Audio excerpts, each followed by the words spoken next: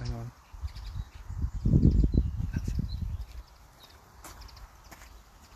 Hi everyone, it's John from Cullen Gardens again, and I'm back for my second segment for the virtual flower show hosted by Diblaze. It's 2 o'clock on Sunday, and we thought it would be quite nice for you to come and have a little look at our garden. Sorry, that's the dogs just trying to photobomb the shot. So we moved from London to Lincolnshire in 2015. We wanted our home in the same place as we have the nursery, so come on through and I'll show you where we are. As I say, we're based in South Lincolnshire,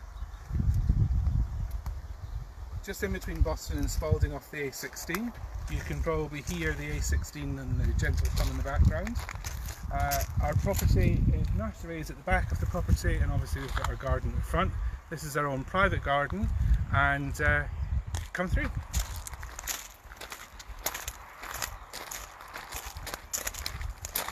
One of the features that we love about this garden is that it was quite mature already.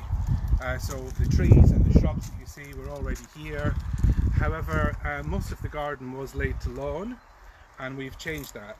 Anything that you see in our front garden has been planted 2017 and 18, because the first couple of years we didn't really do anything outside. We've concentrated mostly on the nursery.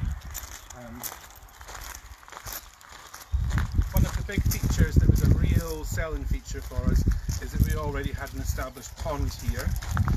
The only problem that we had with the pond was that it had a raised hard surface, which meant that the wildlife couldn't get in and out of the pond. So this year we ripped everything out and kind of started again. Had some nice lovely Scottish boulders sent down from Scotland, and come see the pond. So it's a great way to add more wildlife into the garden. Also a fantastic way to keep pets down. Sadly we don't think we've had any frog spawn this year because we basically just did the pond, finished it probably about 4 weeks ago. And if you come this way, I will take you into our little slice of heaven in the front. So this is the entrance to our front garden, and I'm just going to seamlessly take over the holding of the camera now and walk around with you. So it was very important for us to create something with weaving pathways, make the place feel a little bit bigger than it actually is. We're just shy of an acre plot that we have here. That obviously includes the footprint of the house as well. As you can see, we're quite eclectic with our planting. We like weaving pathways, and I like lots of repetition. So we basically have lots of euphorbias in the front garden. We have lots and lots of herbs, so it smells really great here, sort of height of summer. We've got rosemary, there's sage, we've also got quite a lot of thyme, marjoram and marigolds are a great favourite of mine as well. For trees and structure, we wanted to put in, we didn't really want to have a lot of overshadowing, so we've kind of used more vertical trees. So there is various magnolias dotted around the garden. We've also got some ornamental cherries as well, Prunus Amanagawa, which is always a great one for a small garden. It's the nice column one that you see in front of you. And then, as I say, the weaving paths just kind of take you through. We have little nooks of shadiness, which we didn't actually have when we first moved here. The garden was pretty much all in full sunshine, but I do quite like some of the shadier plants like hostas and things like that. So we're slowly allowing the canopies of the trees to kind of spill over the garden and mature a little bit. We do like a bit of lavender as well. I don't think you can beat the lavender. We have tried various different types of lavenders throughout the garden as well. However, it's always Angustifolia hidcut that comes back the best. Lots of hebes, and we do use quite a bit of conifers within the garden as well. Reason for that is at Christmas time, Hugh does his magic with all his Christmas wreaths. So we kind of use this garden as a little bit of a picking garden as well. In the winter time there's lots of hellebores. It's lacking a little bit of colour at the moment because the alliums and the verbenas and the salvias haven't quite come into full flower yet. So we're just in that little tricky period, which I always always looking for other bits and pieces to pop into the garden and kind of spruce up a little bit. Then we have a side passageway that takes you round to the back of the property. And again, we're trying to create different zones and different features.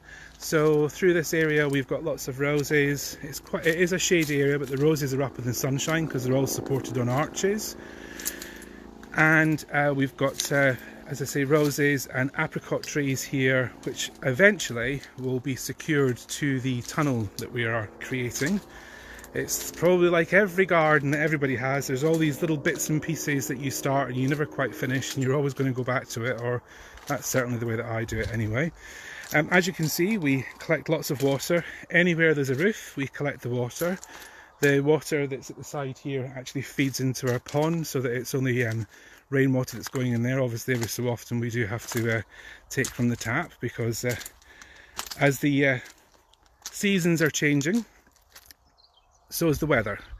So we also feed the birds here as well. We try and encourage as much wildlife as we possibly can. I'll give you a little view out onto the sort of back of the garden, which is really for the dogs.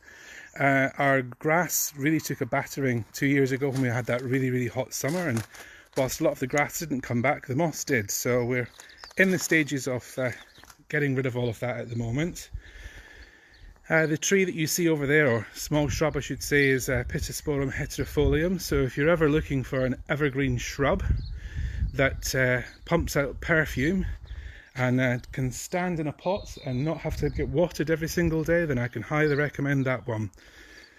As you can see, just looking out into the back, we've got the nursery at the back. Over by the trellis area is where all our achilles come up, but they're actually quite slow this year. I think because it's been such a wet winter, they're taking a bit of a while to dry out and start sending their shoots up, but they are coming. And once those beds are a little bit more full, we will again show you virtually. Then when you come around the corner, this kind of comes to the more sort of industrial side of the garden, and this is where the nursery really starts. We have a very small glass house. We use that mostly in the winter time for isolating stock to come in before we introduce it into the main nursery. But at the moment it's being used as a packing shed because our mail order, like a lot of independent nurseries, has gone a bit crazy at the moment. In fact, these trolleys of plants that are sitting here are getting ready for going out tomorrow. This is us kind of now slowly entering into the nursery area. We have a shade tunnel here, and we do get a lot of customers asking us, considering that we specialise in achilleas and their full sun-loving plants, why do you have a shade tunnel? The reason for the shade tunnel is that we hold certain plants back during show season.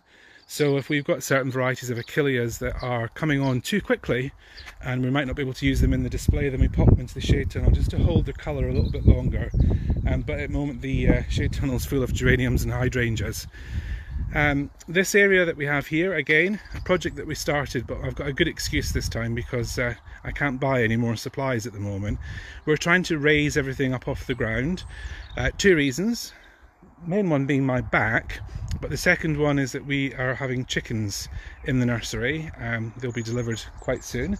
They're going to live at the bottom of the nursery, but they will eventually roam around this area and they will keep it nice and clean for us and pick up all the pesky little blighters that you don't really want.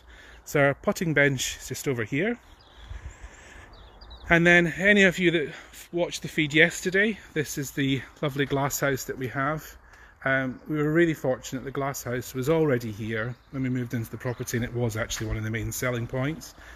You can probably see at the back that we have a very large tank.